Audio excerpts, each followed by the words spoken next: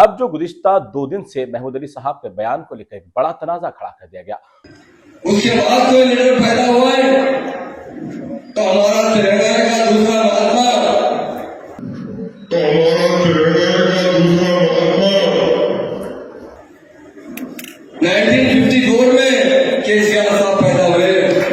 तमाम नाज़रीन को प्यार भरा सलाम। उम्मीद है कि आप सभी खैर आफियत से होंगे। नाज़रीन, जिस तरीके से उर्दू मीडिया फेडरेशन की जानिब से जो खास मुलाकात का प्रोग्राम महमूद अली साहब के साथ किया गया था, लेकिन अब जो गुज़िश्ता 2 दिन से महमूद अली साहब के बयान को लेकर एक बड़ा तनाज़ा खड़ा कर दिया गया।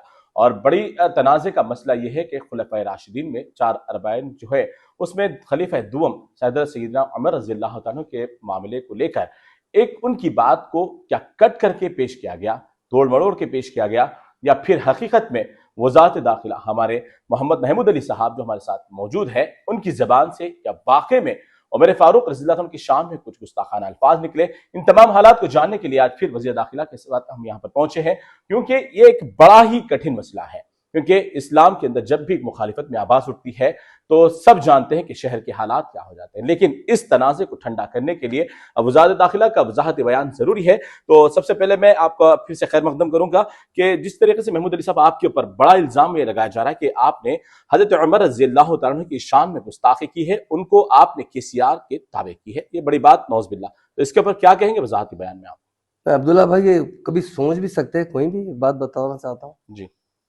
उमर रज़ियल्लाहु अन्हु के सामने तो हजारों की गर्दनें भी शहीद कर दी जाए तो मामूली बात है। जी। हम बड़ा एहतराम करते हैं, हम मुसलमान हैं। बराबर। हम जो है महात्मा गांधी से कंपेयर किया गया, क्योंकि हम हमेशा केसीआर साहब को दूसरा गांधी करते हैं। जी। हमने खुद कहा कि हमारे तेलंगाना के दूसरे गांधी जी। केसीआर साहब जन्म के बारे में कहे। आप देख लीजिए, आप तफसील से हमारे बयान को दीजिए। एक चैनल वाले ने उसे, जो हमारे अपोजिट में काम कर रहा है, उसे तोड़ मोड़ के पेश किया गया। जी। और मैं कल खुद बहुत बड़े बड़े उलमाओं के साथ बैठा था, मुफ्तियों के साथ बैठा था खम्मम में। जी। पूरा उस पर डिस्कस भी किया और कहा कि वो तोड़ मोड़ के पेश करने के बाद भी किसी को तकलीफ है तो मैं दिल से माफी चाहता हूँ कहा। और मैं तो बहुत एहतराम करने वाला आदमी हूँ, और उलमा, बहुत उलमाओं को और मशाइखीन हजरात को, और खासकर हमारे खुलफाए राशिदीन तो बहुत बड़े हैं, वो किधर से किधर मिला सकते हैं। आप मैं माजरत से कहना चाहता हूँ कि लोग इस तरह से सोच रहे हैं, वो बहुत, हम तो ख्वाब में क्या सोच भी नहीं सकते ऐसी बात। आपकी बात को लेकर मतलब तमाम मुसलमानों में बरहमी की लहर फैली हुई है कि हकीकत में आपकी जो वीडियो को तोड़ मरोड़ के पेश किया गया उसके तो हम वजाहत करेंगे, लेकिन आप उन तमाम लोगों को जो बरहमी की हालत में है, आपके खिलाफ बहुत सारे नाजिबा अल्फाजों का भी इस्तेमाल हो रहा है, उनके लिए क्या कहेंगे आप? मैं उनसे कहता हूँ कि आप सोचिए, जी, हम भी मुसलमान हैं और हम भी बहुत हलाल रोजी खाते हैं, बहुत पक्के मुसलमान हैं, बहुत ईमान पे चलने वाले मुसलमान हैं। हम किसी तरह किसी कोने में भी इस बात नहीं सोच सकते। हमारी गर्दन भी कट जाएगी तो हम नहीं सोच सकते खुलफाए राशिदीन का जो मुकाम होता है। मैंने कहा कि महात्मा गांधी से किसी ने सवाल किया था कि आप कैसा हिंदुस्तान देखना चाहते हैं। जी, हमने सुना है। क्योंकि महात्मा गांधी इस्लामी लिटरेचर बहुत अच्छा वाकिफ है। उन्होंने कहा, मैं बहुत से लोगों के बारे में, हुक्मरानों के बारे में पढ़ा हूँ, पर सबसे अच्छा रूल रहा तो हजरत उमर फारूक रज़ियल्लाहु अन्हु का जमाने का रूल रहा है। उसी तरह का रूल जो है हम देखना चाहता हूँ, उस तरह अमन, उस तरह तरक्की चाहता हूँ। और नौज़बिल्लाह मैं किस तरह भी बोल ही नहीं सकता, और उसे तोड़ मोड़ के पेश किया गया। अगर किसी को मेरी वजह से, इस बयानबाजी की वजह से कोई तकलीफ है तो मैं कल भी कहा हूँ कि माफी चाहता हूँ, आज भी कहता हूँ कि माफी चाहता हूँ।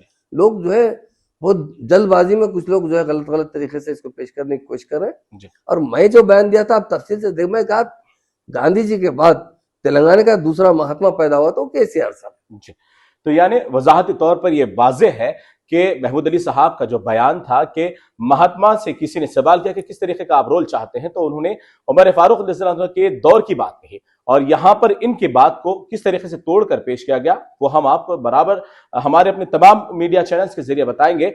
लेकिन मैं उन तमाम से भी कहना चाहता हूं कि कुछ मफाद परस्ती, चाहे आपके अपने मुखासिमत किसी भी ताल्लुक से हो, कोई भी सियासी पार्टी से आपका ताल्लुक हो, लेकिन मजहब इस्लाम को लेकर आप जिस तरीके से तनाज़ा खड़ा कर रहे हैं, ये आपके अपने लिए नुकसानदा हो सकता है, ये शहर के लिए नहीं बल्कि आलम इस्लाम के लिए नुकसानदा हो सकता है।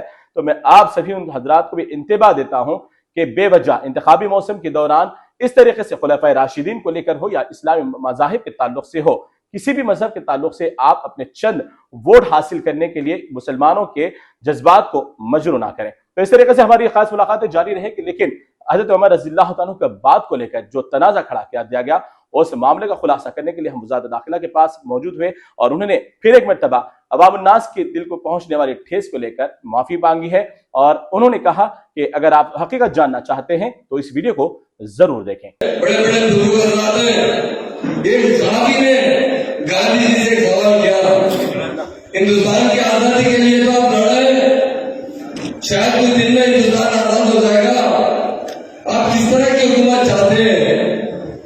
गांधी जी ने क्या जवाब दिया?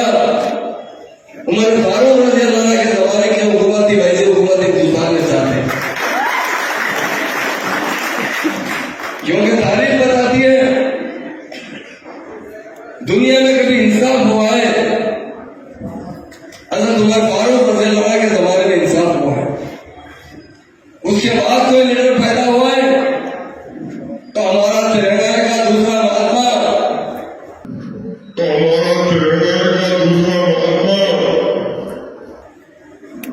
1954 में केसीआर साहब पैदा हुए। उसके बाद कोई लीडर पैदा हुआ है तो हमारा तिरंगा का दूसरा महात्मा 1954 में केसीआर साहब पैदा हुए, जिन्होंने तिरंगा वापिस खींच कर लाया, लाकर